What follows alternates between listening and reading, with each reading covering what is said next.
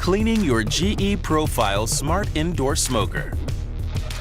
Allow the oven to cool completely and unplug the appliance prior to cleaning or servicing. Cleaning your smoker after each use will maintain longevity and proper performance. Clean the smoker exterior with a sponge or soft cloth and a solution of mild soap and water or vinegar and water. Rinse with clean water and dry with a soft cloth. Remove all accessories and racks from the smoke chamber. Wipe all interior surfaces of the smoker with a sponge or soft cloth and a solution of mild soap and water or vinegar and water.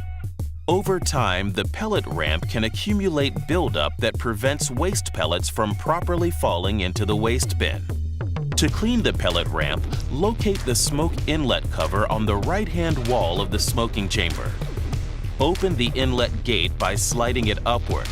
Then use the included wire brush to scrub the pellet ramp, which is located just behind the pellet inlet cover. Clean the pellet ramp occasionally, or if ash is found inside the smoking chamber. It is recommended to clean the glass cover of the smoke chamber light after each use. Wipe the cover with a sponge or soft cloth and a solution of mild soap and water or vinegar and water. After each use, the wastewater and pellets in the waste bin should be disposed.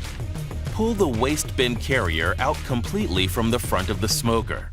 Then remove the waste bin from the carrier, taking care not to slosh the wastewater. Pour the wastewater through a strainer down the drain, taking care to separate any solid pellet waste. It is not recommended to use a garbage disposal to dispose of the waste pellets. The solid pellet waste may then be discarded in the trash. To clean the waste bin, simply wash the waste bin with a sponge or soft cloth and soapy water.